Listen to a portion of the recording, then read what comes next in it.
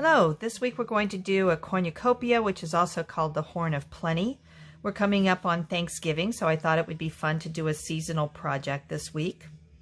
We're going to use a 9 by 12 piece of paper that is suitable for watercolor, and you're going to have it positioned landscape. So let's get started. So to draw our cornucopia, you'll need I measured this is about 4.5 inches across in diameter. So you can use a little paper plate or a small bowl or whatever. And you want to position it down so that we are kind of working with a diagonal line right here. Okay. And then you just simply want to trace, and I'm going to use my skinny Sharpie for this because we're going to be having lots of our objects overlapping. And again, I want you to be drawing with a pencil, but I don't think you'll be able to see if I am drawing with pencil. So can you look that up there to see that? So it's a little down and off to the side for your placement. So that's going to be the mouth of the cornucopia. I think I'm going to have a hard time saying that word, so I might just call it the Horn of Plenty. Okay, and then what you want to do is draw a light line. This is our guideline.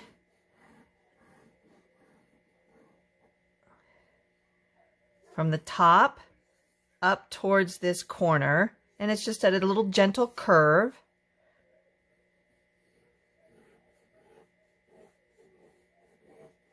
And we'll do that for the top and the bottom, and then a nice rounded tail.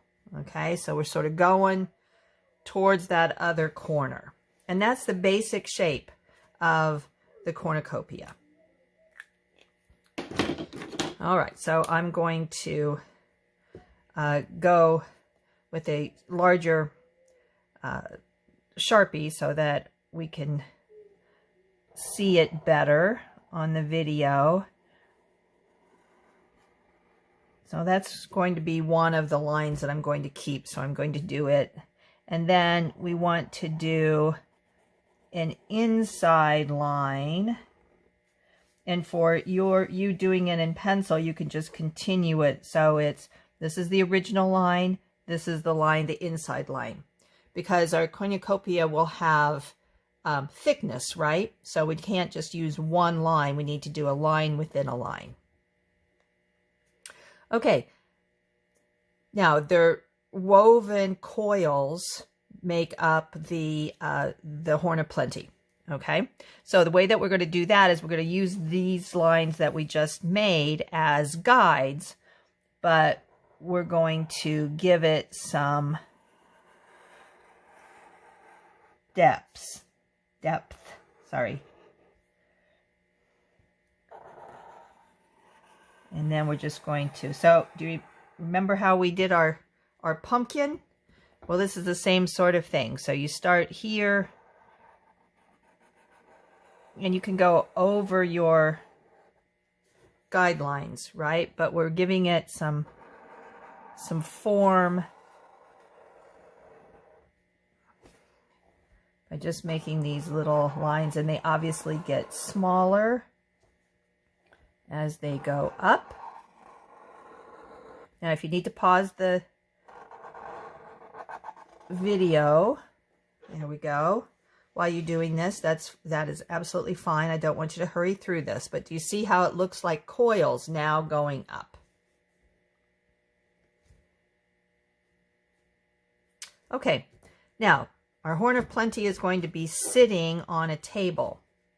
So we want to go about halfway up our circle, and we want to make a horizontal line, pretty straight, and that will be the table, and then it looks like the Horn of Plenty is sitting on the table. Okay, now we want to start filling it up with vegetables. So You can make a pumpkin, apples, pears, grapes, corn, okay? And we want them to look like they are sitting in front of each other and behind each other so that we're getting some depth here. So we're going to start off with a pumpkin, and you don't have to follow my composition, but I just want to give you sort of the design principles here. And so we're going to make all of these very easy. So we're going to start off with a pumpkin here. With a stem. Okay. So there's our pumpkin. Now, in front of that, see, there's going to be lots of overlap here. So in front of that,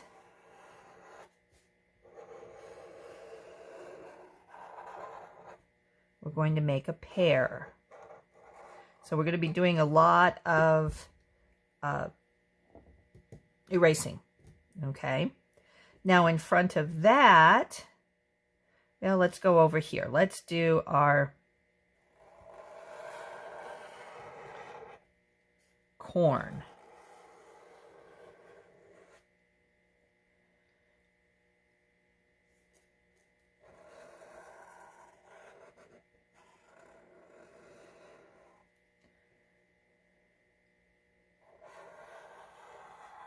And the corn will be, the fall corn will be fun to paint. So we're going to do the rows of kernels.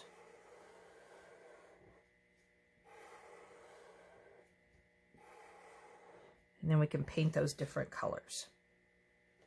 So do you see how you're going to be doing a lot of erasing here? And then we can do in front of that. So we're working from the furthest fruit away up to the closest. There's our apple. I think I'm going to stop there, but if you want to do grapes or potatoes or whatever, I'm going to do, and then you can tuck in some leaves wherever you want.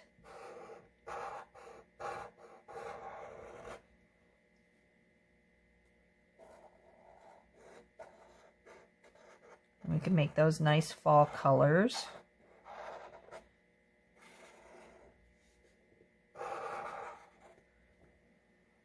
Okay. So then you can see where the horn might be showing. Go through here. And really, we end up with very little of the front rim of the horn showing. And we're going to put little curved lines here.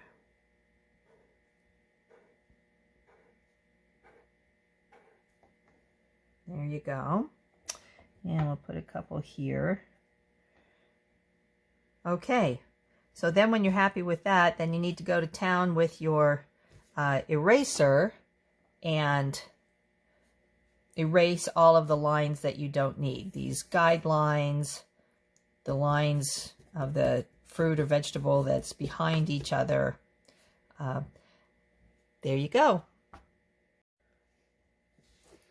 So this is what your composition could look like when you are finished drawing.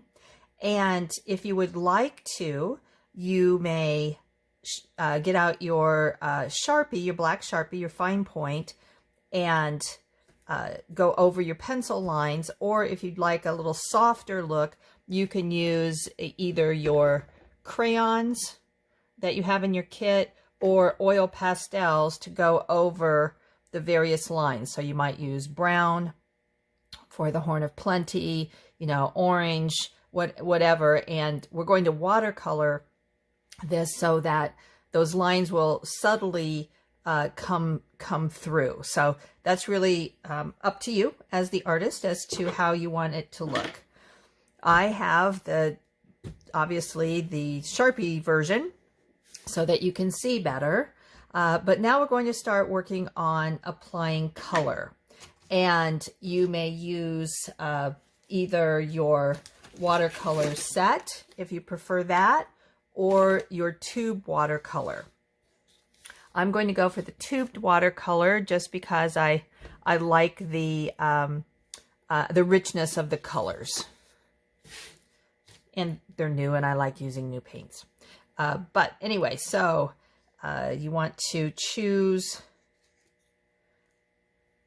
the colors that you want for your Horn of Plenty. And I'm going to turn this upside down so that I'm working on this. I'm going to do the basket first. And you need paper toweling, paper plate if you're using the tube. Now, oh, here we go. I had some new brushes out here.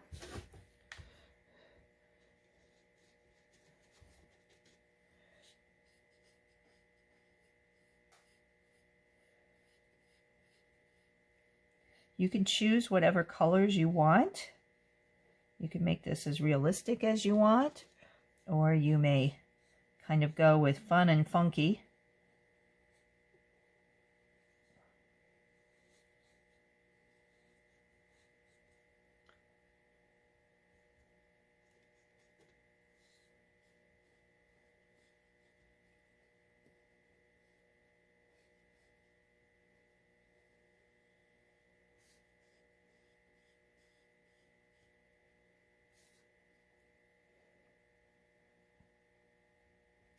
And so do coil by coil.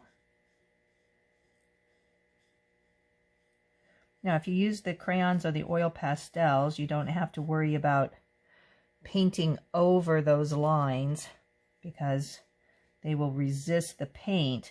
But if you've used the black Sharpie, you're going to have to be a little more careful about going over those lines. You can go back when we're finished with your project and go over those lines again if you would like.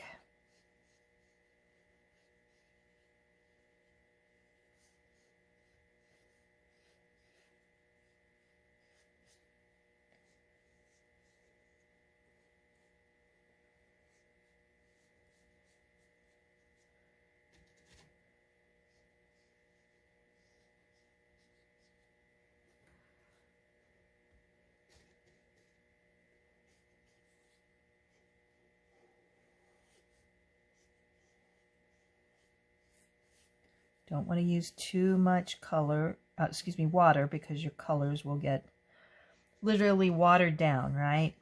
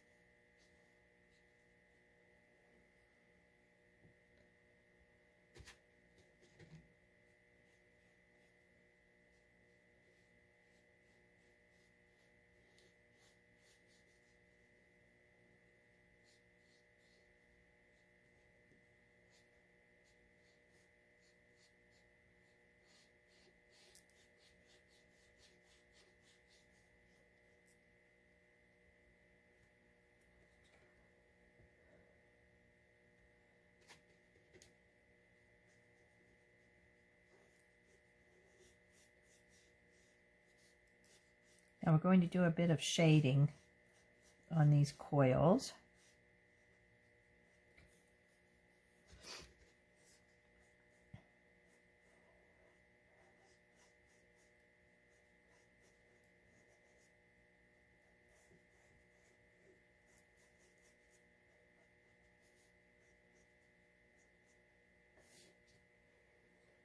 Okay, so in order to do a bit of shading, what we're going to do is add a little burnt sienna.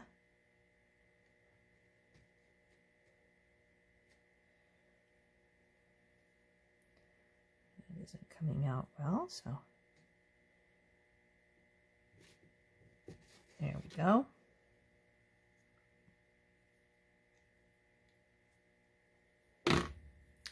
Now, before I do that, I'm going to do the outside, the rim. And I'm just going to go over those lines with the paint and then come back after it dries. Those little areas will be too difficult to paint.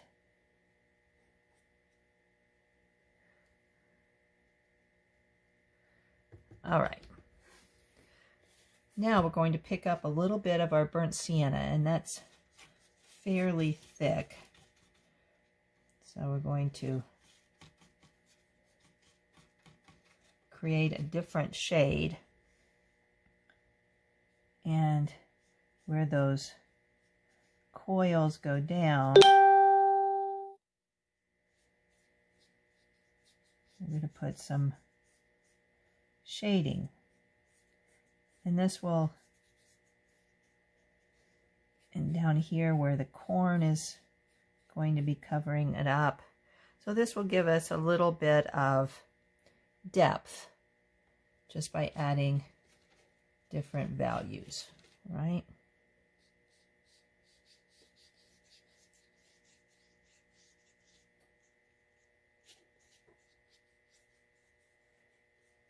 And you can blend them in with your brush. See how that's starting to make it look like it's rounded a little bit more.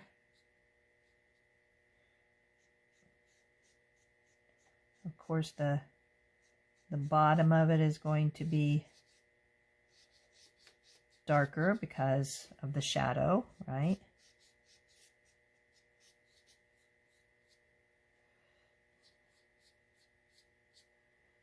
And like I said, you can go back with a wet brush and kind of blend it together after you've got the paint laid on.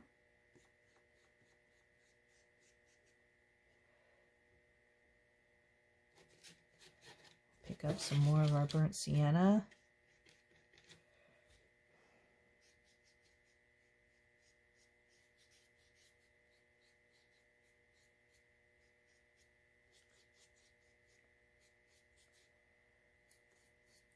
Put some of that dark color on, and then we can go over it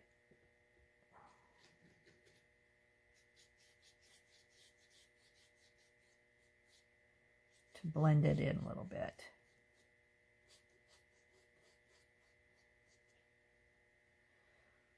Okay, now we're also going to see inside the horn a little bit, and so what that means is we're going to use even more burnt sienna to make it darker.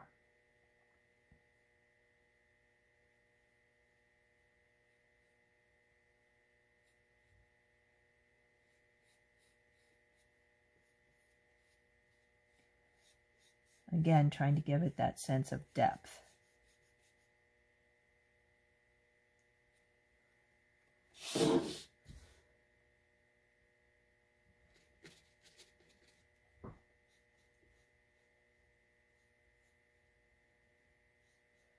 So in this area, we're not going to be using any of the straight light brown. It's going to be mostly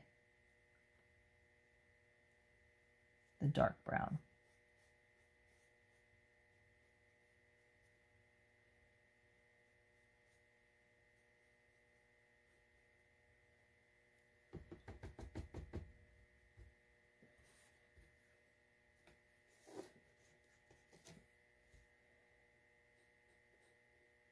When you're painting this, you're going to have to pay attention to what section belongs with what. So this is the inside of the horn.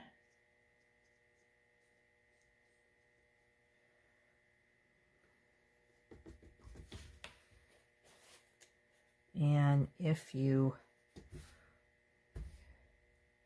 want to, you can go over with the straight brown, because it will be darker where we've got the fruit and veggies in front of it, right? That will be your darkest. So you're working to get different values. You can blend that in a little bit.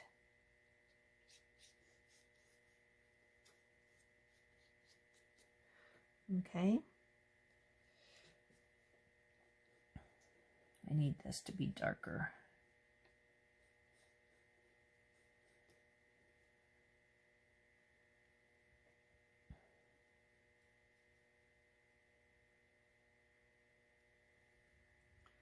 All right.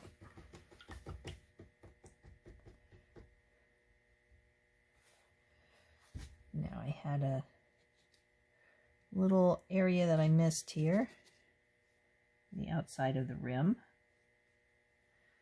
There we go. And I've also noticed that I'm missing a little black line there, but I'm going to wait till it dries before I do that. Okay, so now we're ready to do the pumpkin. So we're going to get a nice orange. I'm trying to decide if I want to use, which orange do I want to use? I think I'll go with the straight orange.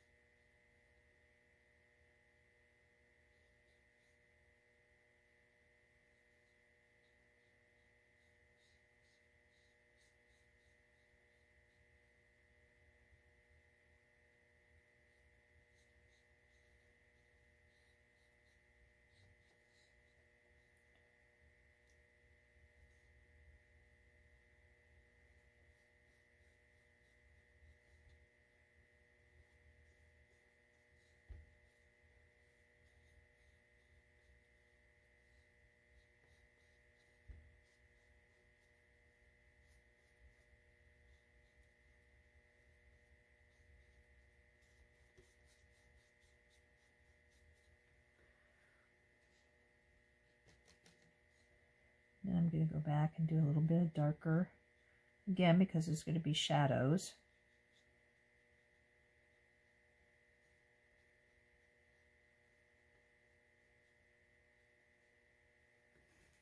Okay.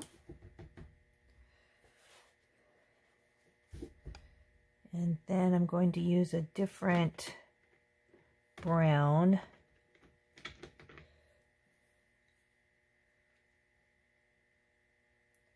For the stem. That might be too dark. What do I want to do here? Oh, I know I can add some of this light beige. And mix those two together to make a lighter brown.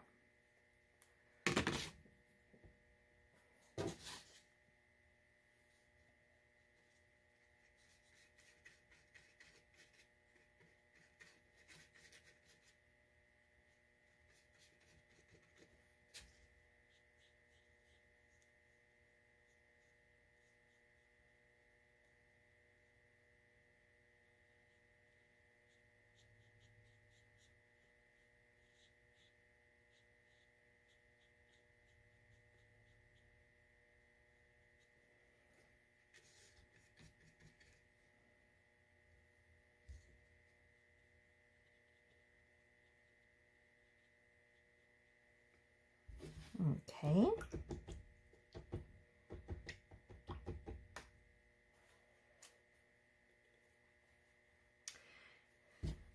I'm going to go with a green for my leaves because we're getting a lot of browns and oranges, right? So just for a little bit of pop.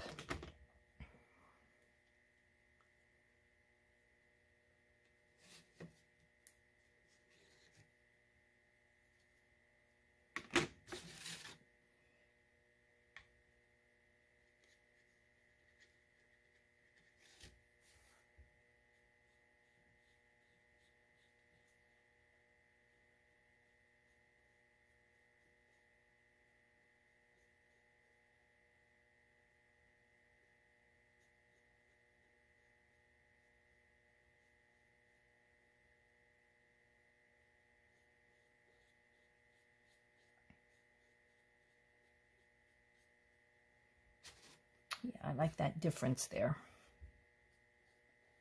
Originally was thinking I was going to make them be in fall colors too, but then we're getting to what is called monochromatic.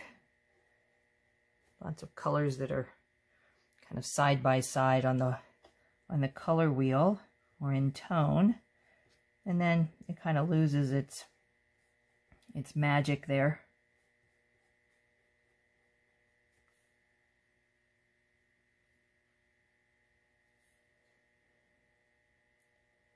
I'm going to add a little bit of brown for the stem.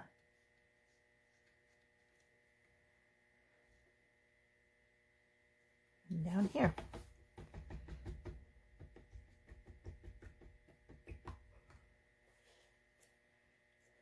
Okay, so for the pear, I'm going to mix some lemon yellow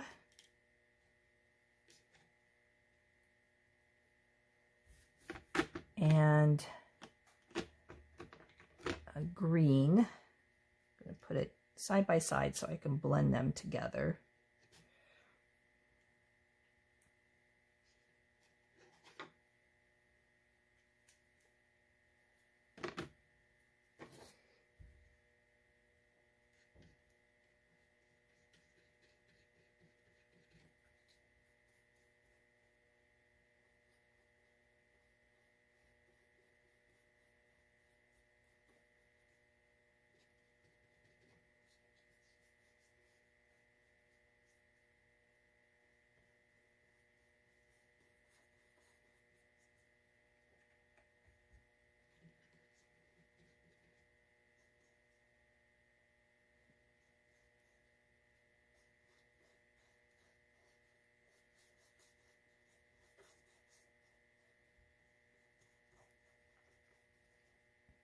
Now I made a mistake there and traced over that line. So that is going to be covered up, hopefully, by the apple.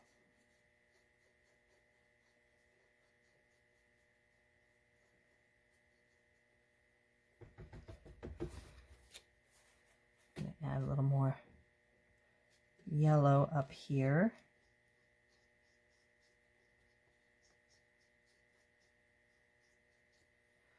Okay.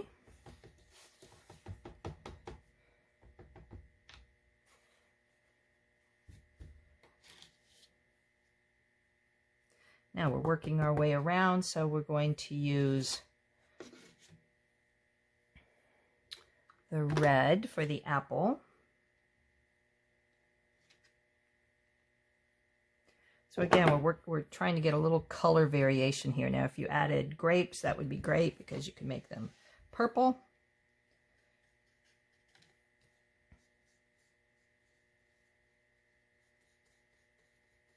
Well, my mistake's still going to show up, but oh well.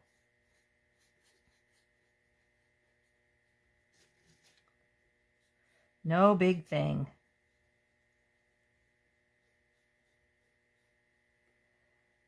I mean, I would have liked for it not to be there, but it is what it is, right?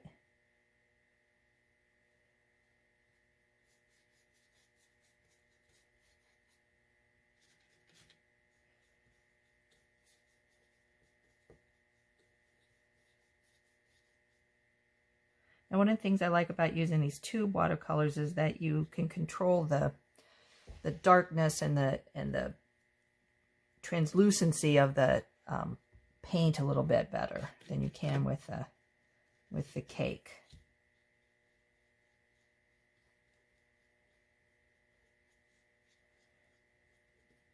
So I'm going to make this a nice bright dark red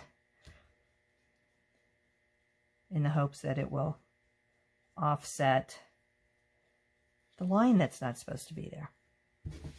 Nah, it didn't.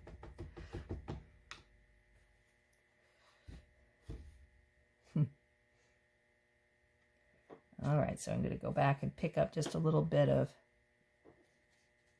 brown for the stem for both the apple and the pear.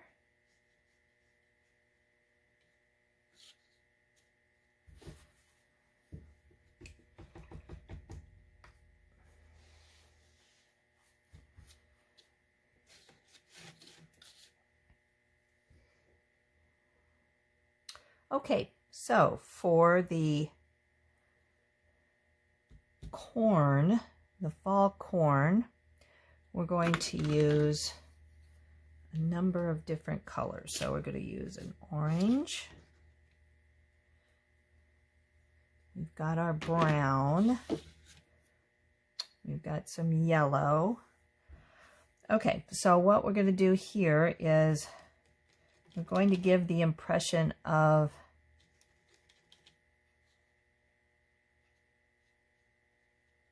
kernels.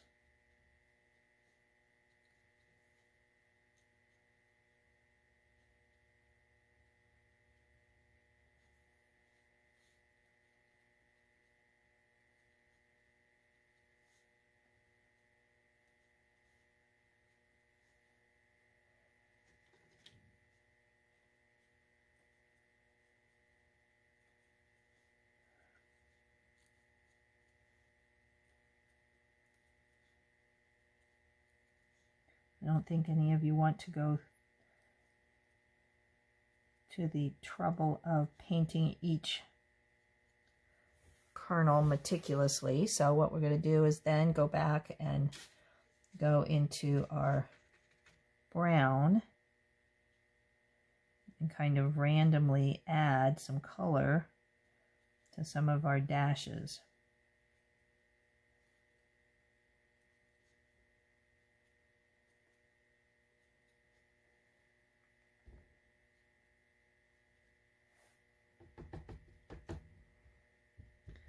And then we can pick up some of our yellow.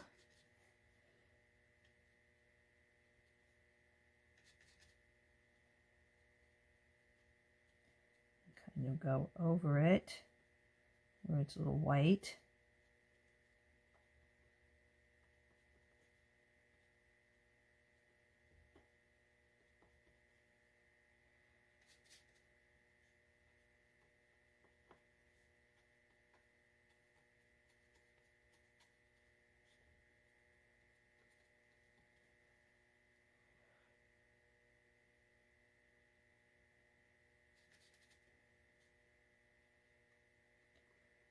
So you get the feeling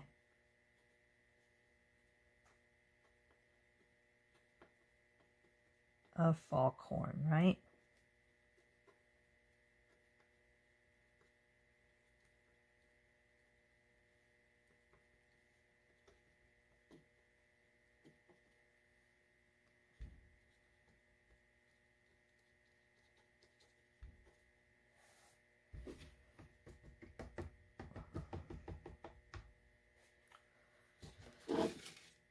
All right, so now we have the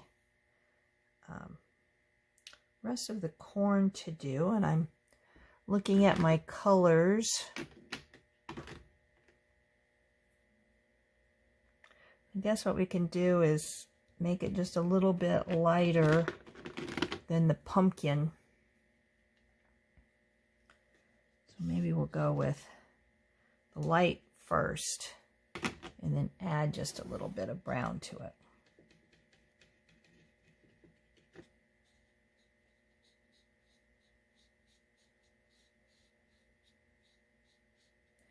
Because these would definitely not be green at this time of the year, right?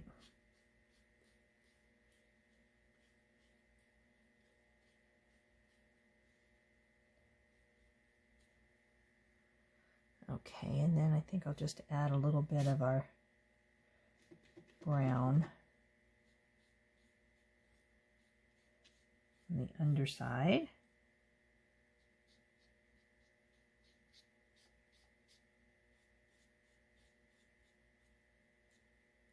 There we go. Okay, so now we have just the table and the top of the and above. So again, for our backgrounds, we want to use colors that will contrast or complement what we've already used, right? So we've got lots of browns, we've got red and green. We don't want to use any of those for our backgrounds, okay? Now, in the background, if you would like to take a thin Sharpie or something and, you know, think about some of the things you might be thankful for. And even in tough times, I've learned that if you focus on what you're grateful for, that it makes it a little easier to get through. So you could write in crayon or Sharpie what you're thankful for all around here, and then we can paint over it. Or you could just, you know, you could write those things on the back when it's all dry if you want. But I think what I'll do is do a blue up here and a purple. Let's see, do I have a good purple in this set? Not really. Oh, I got a violet. Okay. I think I'll do a purple down here and then a blue up there, up here. I think that will be nice. Now, if you want to, you can make this a check tablecloth. You can do stripes, whatever you would like. I think I might do some stripes. So I'm just going to pencil in some stripes. They don't have to be perfect, but that will probably make it look more like a tablecloth, right? So I'm going to do purple, leave that white, purple, leave that white.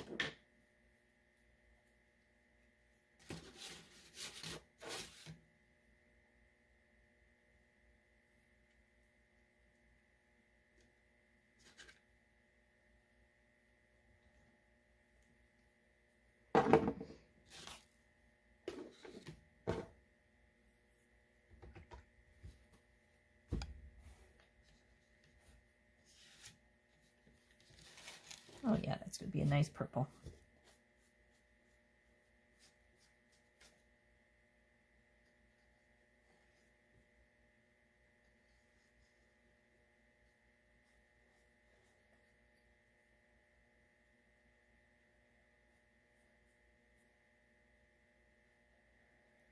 And see how that makes it, the green pop there of the pear?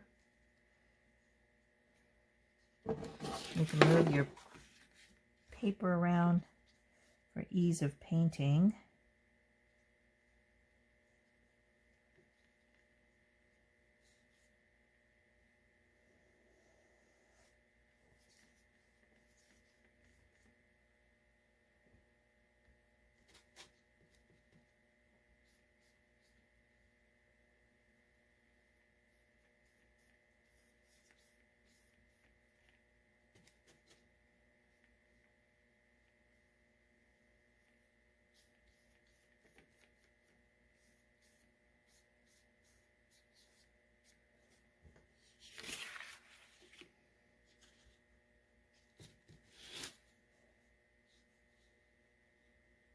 Straighten up that stripe a little bit.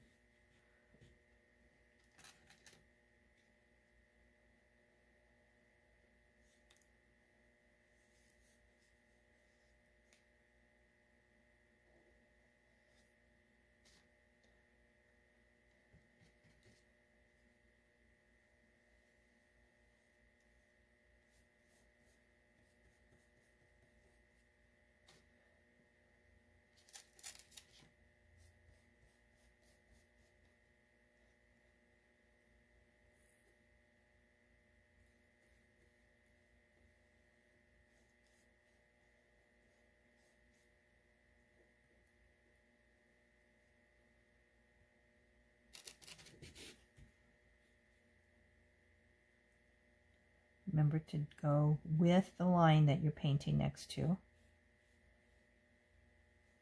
Don't want to fight the line, we want to go with the flow.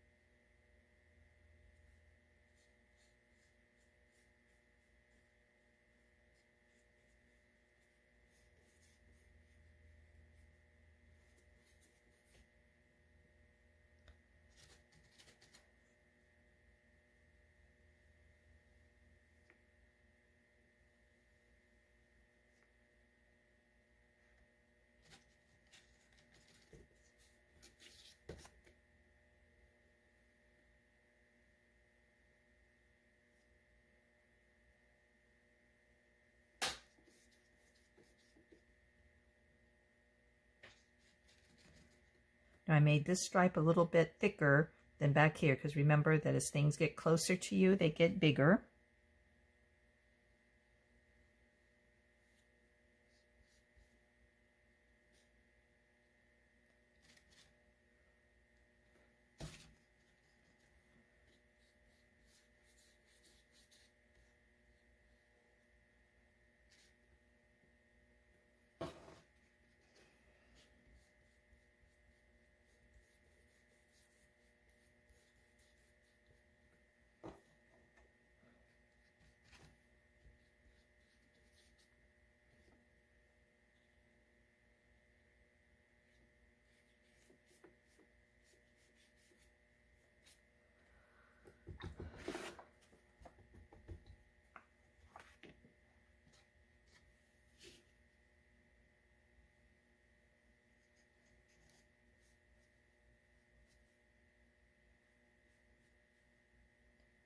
Making it darker under here because there would be shadow.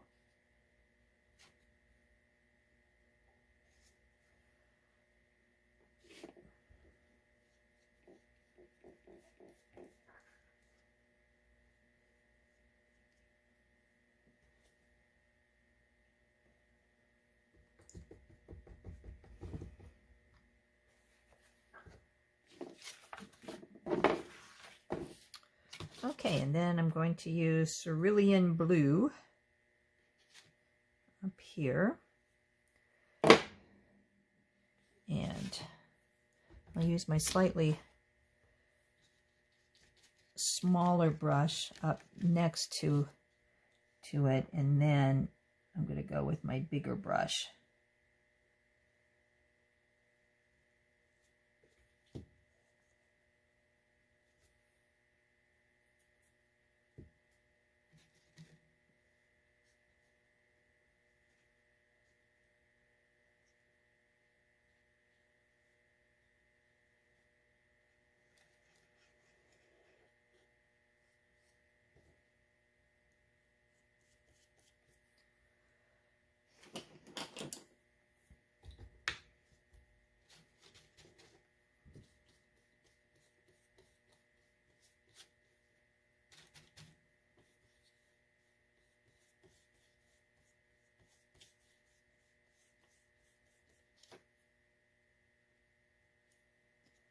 My brush has lost a bristle right there.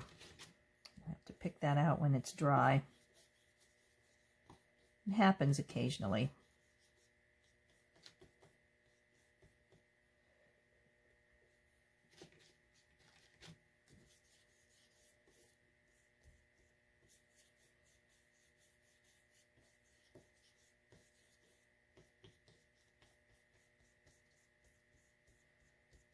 Okay, got that side done.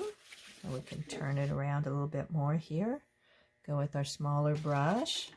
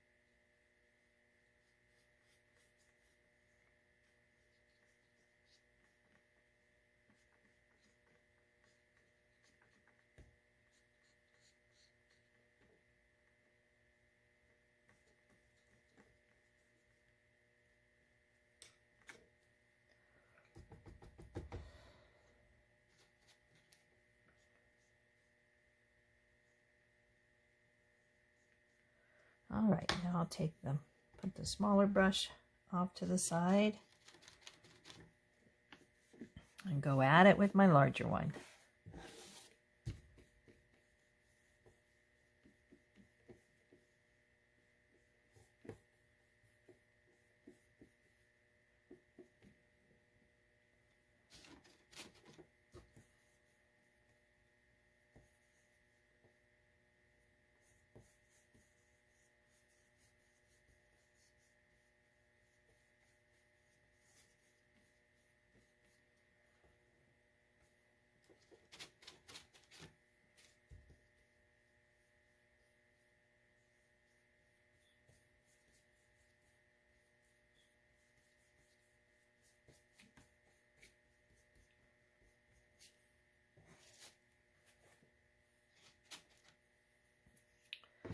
I need to put a little more blue out.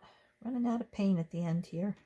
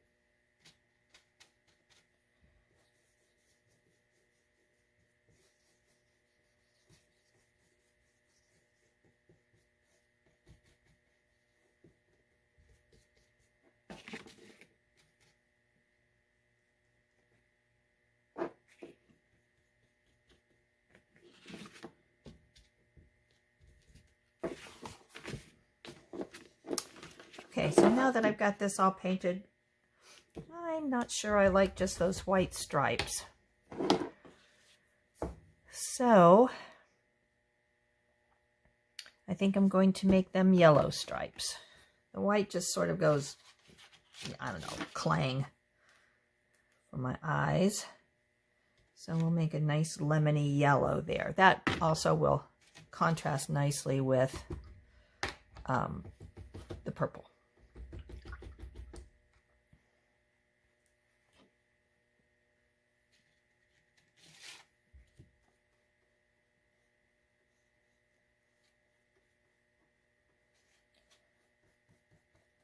Oh yeah, I like that better. See, that's the fun part about doing an art project, is it can kind of unfold organically. Just have to sit back and think about it, see how it looks after you've executed it, what needs to be changed.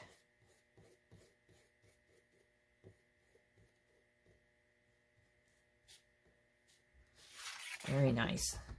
Much better.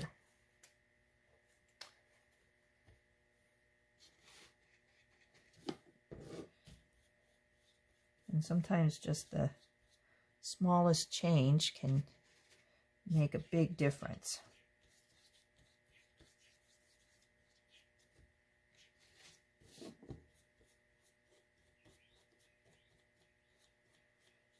Whoop, I got my purple a little bit. You need to clean out your brush a lot when you're working with watercolors.